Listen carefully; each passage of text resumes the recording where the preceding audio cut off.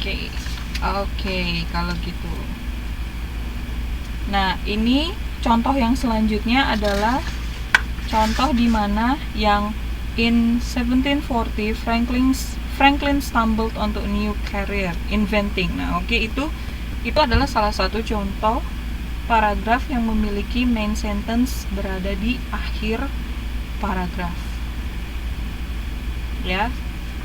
Oke.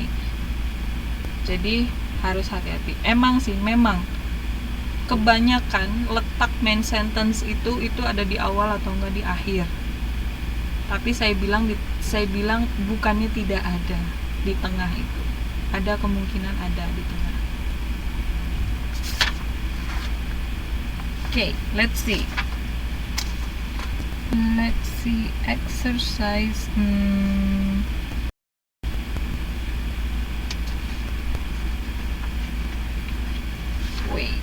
wait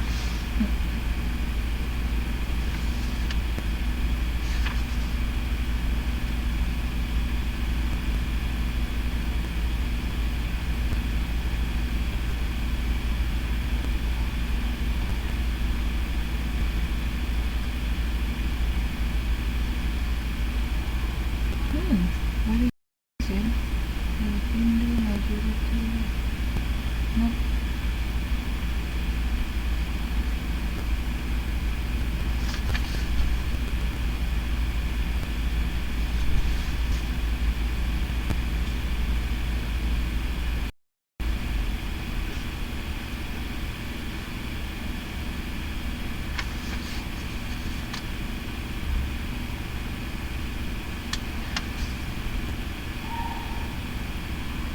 okay. The skin contains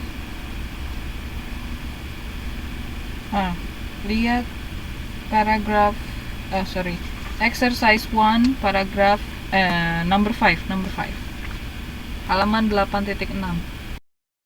Okay, at least 4 types of sensation are usually lumped together as the sense of touch: pressure, pain, warmth, and cold. Jadi ada 4 tipe dari sensasi biasanya lumped together itu dikelompokkan as the sense of touch. Jadi tekanan, pain, rasa sakit, warmth itu kehangatan, and cold. Nomor 5 Mbak Titin. 8.6. The skin contains various receptors that act together in ways that are still a bit mysterious, and it is not uniformly sensitively to all of these properties across its entire surface. When a small square of skin is touched with tiny needles that have been heated or chilled, some area in the square sense only heat, some only cold, and some neither. Likewise, the skin is not uniformly sensitive to touch. If 2 pointed objects are pressed against the skin simultaneously, they often will be felt as one. The distance by which they must be separated to be experienced as 2 objects rather than one, a measurement called the 2-point threshold, varies over the body as well. It is much greater on the back than on the fingertips, for instance. Oke. Sekarang caranya adalah tentukan main idea-nya dulu. Main idea. Ini paragraf berbicara tentang apa? Ya, main idea-nya. Boleh dalam bahasa Indonesia dulu. Oke.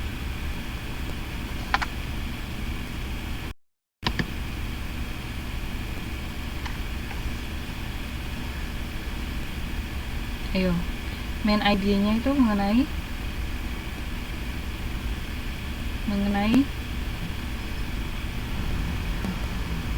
jadi sensasi-sensasi yang dirasakan oleh kulit. Kulit itu biasanya peka terhadap apa? Tekanan, ya kan? Dingin, panas, sakit. Nah, jadi sensasi-sensasi yang bisa dirasakan oleh kulit. Nah, kira-kira Kalau misalkan main idea-nya yang itu, sentence yang mana yang mewakili main idea tersebut? Sentence keberapa?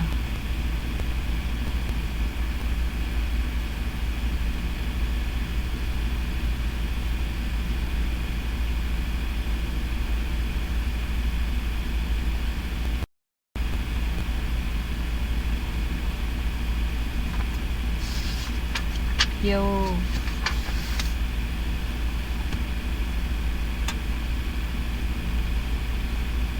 Paragraf pertama dan kedua. Gimana Mbak Ana? Mbak Nani, paragraf pertama ini cuma satu paragraf. Nah, Mbak Titin bilang sentence 2, the skin. Nah, Mbak Feni bilang line 1. Line 1 berarti dia ini banget ya, di atas banget ya.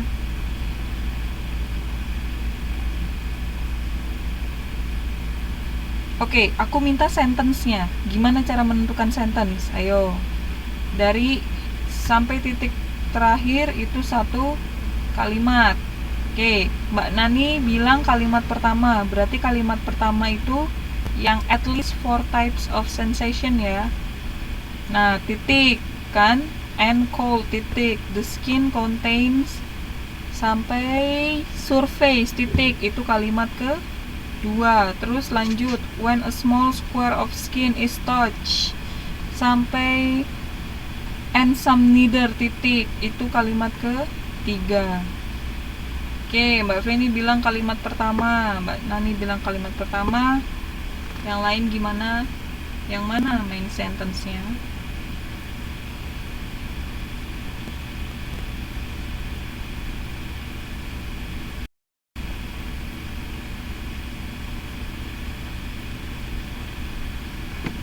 Yang benar adalah kalimat ke 2. The skin contains various receptors that act together in ways that are still a bit mysterious, and it is not uniformly sensitive to all of this property across its entire surface. Oke, yang benar adalah kalimat kedua. Jadi dia awalnya menunjukkan gagasan utamanya ya. Jadi kalimat utama atau gagasan utamanya dari paragraf ini adalah skin contains various receptor. Jadi penerima reseptor tuh penerima. Jadi kayak penerima rangsangan ya. Jadi beda-beda. Jadi skin itu kalau misalkan kalau hidung itu kan cuman bau doang kan. Nah, kalau skin itu bisa macam-macam. Dia bisa merasakan tekanan, dia juga bisa merasakan sakit, pain, hurt kalau misalkan kita ke ke iris atau segala macam. Terus ada juga dia juga bisa merasakan hangat dan dingin, ya kan, various. Nah, tadi various that act together in a ways still a bit mysterious. Oke, jadi yang benar adalah kalimat kedua. Nah, ini adalah salah satu contoh di mana kalimat utamanya, main sentence-nya berada di tengah. Jadi, bukannya tidak mungkin main sentence itu berada di tengah. Oke, tapi memang kebanyakan adanya di awal dan di akhir. Oke, sekarang latihan dari aku.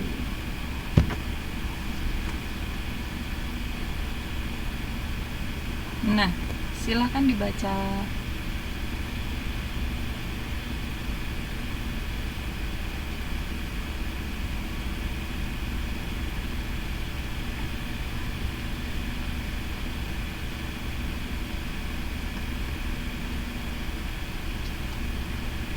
Dan silakan ditentukan main sentence-nya. Oh, itu typo ya. Salah ketik. The main sentence kelebihan C is, tentukan main sentence-nya di kalimat berapa.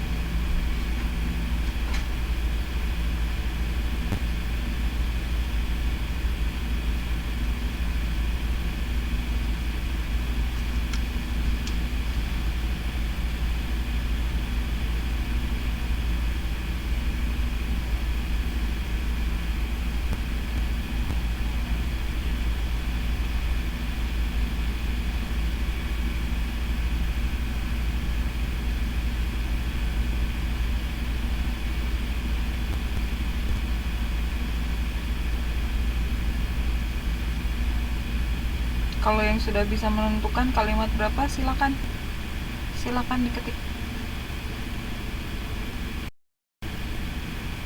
Which one is the main sentence of the paragraph?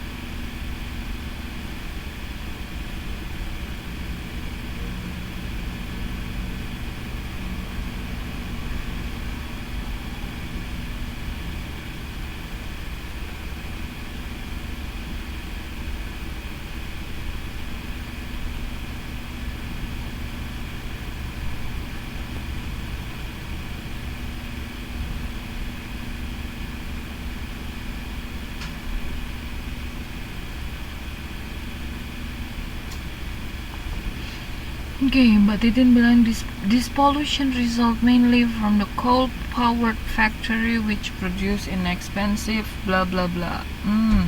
Which one is it?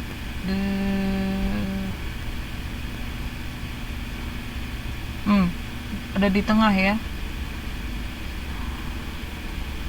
Oke, air pollution. Oke, Mbak. Kalimat pertama, oke. Yang lain?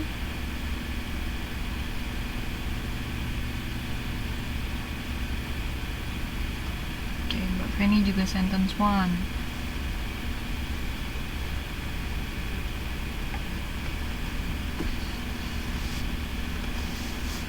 Iya, Mbak Elia juga. Iya, Mbak Ana juga sentence 1. Oke.